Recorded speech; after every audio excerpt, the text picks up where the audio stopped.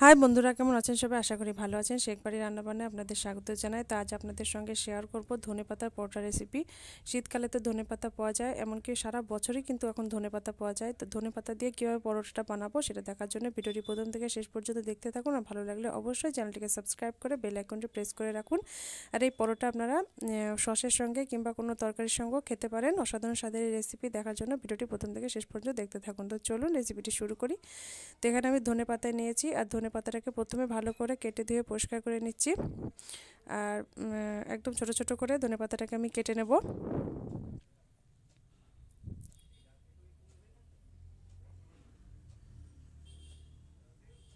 তো দেখতে পাচ্ছেন ধনেপাতাটা একদম ছোট ছোট করে কেটে নিয়েছি। এখন 3টে কাঁচা লঙ্কা আমি ধনেপাতার মধ্যে দিয়ে বেটে নেব।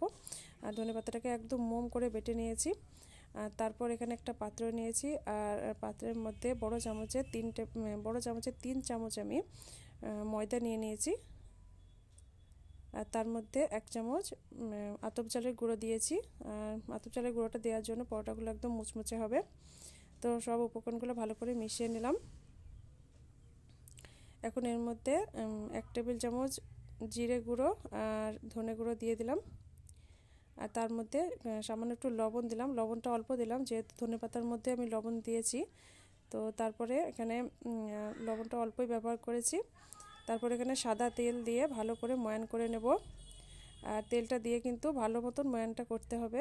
অনবরত নাড়াচাড়া করে আমি ময়ানটা করে নিচ্ছি। দেখতে পাচ্ছেন একদম জমাট বেঁধে যাচ্ছে। তো এরকম মুঠো বেঁধে আটা যখন জমাট বেঁধে যাবে তখন জানতে হবে যে ময়ানটা কিন্তু পারফেক্ট হয়েছে।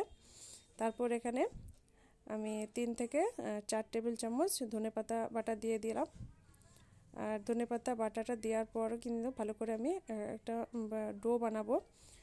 তো আটাটাকে ভালো করে ধনেপাতার সঙ্গে মাখিয়ে নিচ্ছি। তো মাখিয়ে নেওয়ার পর আমার সামান্য একটু জলের প্রয়োজন পড়েছিল, তাই আমি সামান্য একটু জল দিয়ে আবারও ভালো করে মাখিয়ে নিলাম। আর একটা পারফেক্ট ডো বানিয়ে নিয়েছি। ডোটা কিন্তু একদম খুব একটা নরমও হবে না, খুব একটা শক্ত হবে না।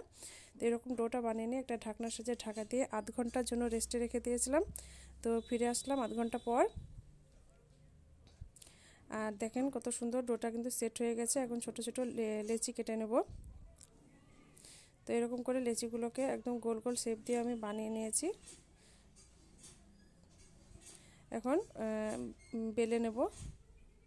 তো এখানে সামান্য একটু ময়দা দিয়ে আমি পরোটাগুলোকে বেলে নেব। আপনারা চাইলে কিন্তু সাদা তেল দিয়েও বেলতে পারেন।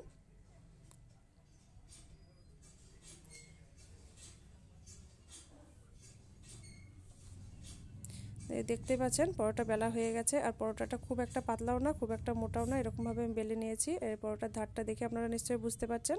তো এইভাবে সব পরোটাগুলোকে বানিয়ে নিয়েছি। এখন সেঁকে নেব। তো ওভেনের মধ্যে একটা ফ্রাই প্যান বসিয়ে দিয়েছি, আর ফ্রাই প্যান গরম হয়ে গেছে। প্রথমে আমি পরোটা দিয়ে এরকম করে 1 পিঠ ভেজে নেব। তো একবার উল্টে নিলাম। তার মধ্যে এখন আমি ঘি দিয়ে দিচ্ছি। তো আপনারা চাইলে কিন্তু সাদা তেল কিংবা বাটারও ইউজ করতে পারেন। আমি কিন্তু সব পরোটাগুলোকে ঘি দিয়ে ভেজে নিয়েছি।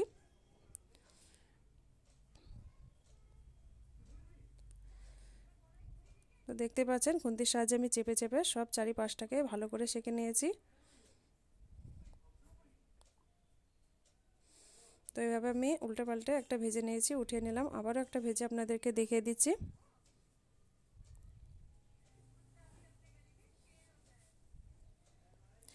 আর পরোটাগুলো ভাজার সময় কিন্তু গ্যাসটাকে মিডিয়াম আঁচে রাখতে হবে। খুব একটা হাই আঁচে রাখলে কিন্তু পরোটাগুলো পুড়ে যাবে, আর লো আঁচে দিলে কিন্তু একদম কাঁচা থেকে যাবে। তো মিডিয়াম আঁচে রেখে কিন্তু আমি সব পরোটাগুলোকে এরকম উল্টে পাল্টে লাল লাল করে ভেজে নিয়েছি।